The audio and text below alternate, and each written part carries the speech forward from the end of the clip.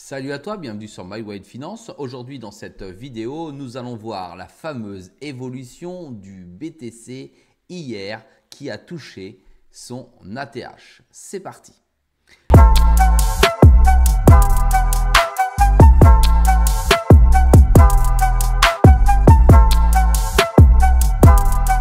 Sois le bienvenu dans cette vidéo. Je te rappelle qu'ici, il n'y a pas de conseil en investissement. Je te montre ce que je fais et comment je le fais. Tu sais que je suis investi sur le BTC depuis longtemps, bien longtemps, et qu'aujourd'hui, j'analyse la situation avec euphorie ou pas, en me disant que ça y est, le moment est sans doute venu de voir le BTC aller beaucoup plus haut que son dernier ATH. C'est ce qu'il a fait au moment où je tourne la vidéo. On est à 108 428 $. Peut-être que tu la regardes. Elle a été beaucoup plus haut où le BTC est redescendu. Toujours est-il, c'est que effectivement le 21 mai, c'est-à-dire hier, le BTC a touché un nouvel ATH à 109 767 $,52 centimes de dollars, donc 52 cents. Et ça, c'est ultra intéressant parce qu'effectivement, ça faisait longtemps qu'on attendait de voir le BTC franchir une limite qui était son dernier ATH. Regarde sur le graphe, effectivement, je t'ai tracé deux lignes roses, rouges, tu les vois comme tu veux. Et on avait vu déjà le BTC transpercer les fameux 106 600 ici, une fois, puis deux fois. Attends, on va te grandir ça. Trois fois ici. Et on est venu taper.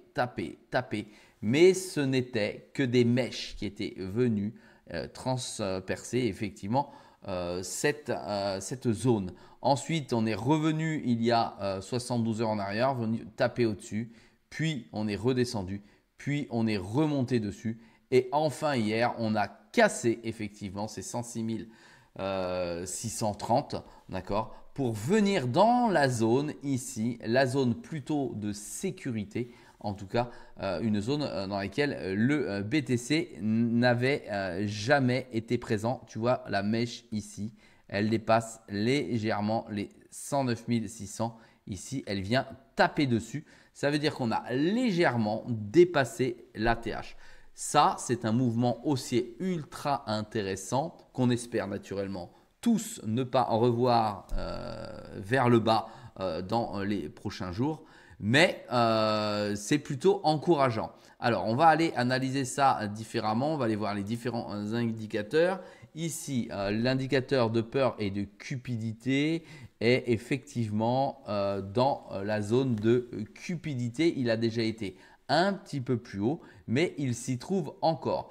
Dans la zone de cupidité, mais attention, dans la zone de cupidité de la Bitcoin saison. Ça veut dire qu'on n'est absolument pas en halte saison comme tu peux le voir. On est loin d'y être puisque des capitaux se déversent encore dans le BTC de manière pure ou dans les actions d'entreprises qui ont investi sur le BTC ou dans les ETF. C'est pour MicroStratégie que je dis tout ça. On remarque d'ailleurs qu'ici, la zone est en bas, elle a baissé depuis l'ATH. On est en dessous de la zone du 20 qui est ici, tu vois, 20, 40, 60, 80, 100. Et on est descendu en dessous dans la zone du 20, tu vois ici. Et là, on est à 0. Ça veut dire que les flux vont en très grande priorité se déverser sur Bitcoin. C'est pour ça qu'aujourd'hui, le Bitcoin est la crypto-monnaie, de toute façon ça a toujours été la crypto-monnaie numéro 1 et qu'effectivement elle prend ici un cap boursier toujours de plus en plus important et c'est pour ça que ça devient ultra intéressant. Tu vois ici dans les 24 dernières heures, on va voir plus 1,79 dans les 7 derniers jours. Plus 4,80. Je te rappelle que ça paraît des montants minimes, ces pourcentages, mais on parle d'une valeur de plus de 100 000 $.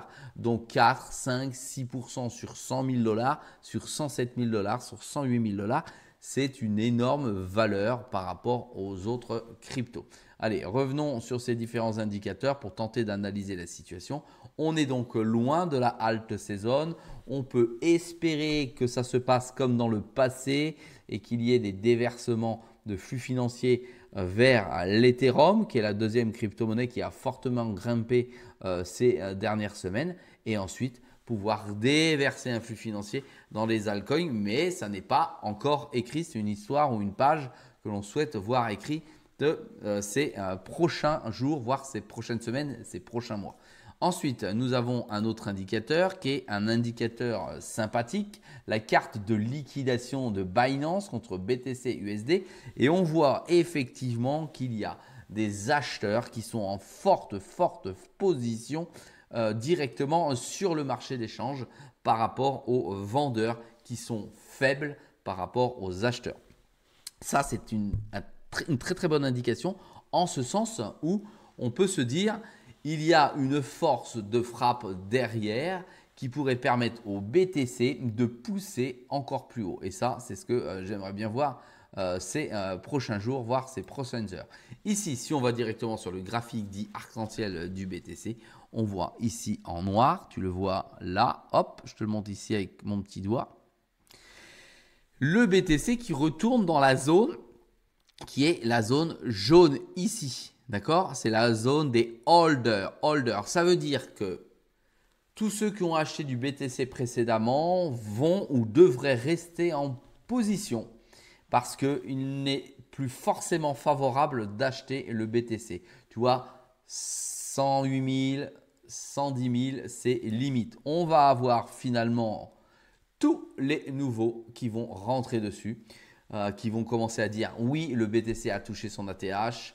Ils en ont parlé sur tel et tel journal d'information, sur tel site internet, dans tel newsletters, sur telle actualité. C'est le moment de rentrer. Et là, tu vas avoir une foule de personnes, dont beaucoup de particuliers qui vont entrer dessus parce qu'on va rentrer dans une partie où progressivement, on va aller dans une double position. Puis, intensivement, ça va grimper si on rentre dans le FOMO, comme tu peux le voir ici en orange ici, où le cours devrait pousser fortement vers le haut. Quand je mets ma petite ligne comme ça ici, tu te rends compte, on est déjà au plus haut. Si jamais on arrive au FOMO dans le orange ici, tu vois le montant qui s'indique ici, il est de 220 000, 223 000. Ça me semble un peu haut tout de suite. D'accord, on l'aura certainement un peu plus haut. Mais si ça met du temps, le orange, la ligne orange, elle est toujours de plus en plus haute. Voilà, donc ici, si on arrive à grimper là, tu vois, je vais rester sur la date en bas, on est au 9 août 2025 et on est déjà à 235 000 ici quand on est dessus en FOMO. Et après, ça peut exploser beaucoup plus haut quand tu vois les indicateurs qui sont ici. Hein. Donc là, c'est un autre monde. On est dans une autre sphère. Voilà. Si, comme moi, toi, tu es euphorique, tu es content, tu es fier d'avoir du Bitcoin, tu as cette satisfaction de le voir enfin monter bien plus haut que ce que tu l'as acheté naturellement. Parce que là, normalement, en théorie, il ne devrait pas y avoir de perdant à ce jour, puisque tout le monde, parce que ça a dépassé l'ATH, tout le monde est gagnant, sauf ceux naturellement qui ont acheté ici. Hop, on va aller chercher s'il veut bien venir. Il ne veut pas venir. Oh, il ne veut pas venir. Bon, j'arrive pas à l'avoir. À 109 000, voilà. Tous ceux qui ont acheté à 109 767 sont perdants si naturellement ça ne dépasse pas ce montant. Donc, il y a maintenant plus de gagnants sur BTC qu'il n'y en avait il y a encore une semaine, 2 semaines, 3 semaines, 1 mois, 2 mois, 10 mois, 5 ans. Voilà, c'est ce qu'il faut comprendre. C'est pour ça qu'effectivement, il pourrait très vite reprendre du terrain parce qu'il y a de nouveaux acheteurs qui rentrent et eux vont à un moment, les derniers acheteurs de toute façon seront perdants. Il faudra attendre toujours plus longtemps, mais c'est ce qui fait le plaisir de se positionner sur le Bitcoin et d'investir dessus. Bon allez, si toi aussi tu as du BTC, n'hésite pas à me le dire directement en commentaire, donne-moi ta position. Fais-moi plaisir en me disant ça y est, tu es en positif sur le BTC que tu possèdes en portefeuille. Je te rappelle que je t'en ai parlé il y a déjà plusieurs semaines, plusieurs mois, plusieurs années dans des vidéos. Je t'ai donné mes objectifs sur le BTC, mes objectifs pour ce bull run si jamais il a lieu réellement, c'est-à-dire de manière plus forte qu'aujourd'hui. Je t'ai donné mes objectifs, je t'ai donné mes sorties. Je t'ai dit que je re-rentrerai dessus parce que c'est effectivement la crypto qu'il faut avoir en portefeuille pour les années et les années à venir.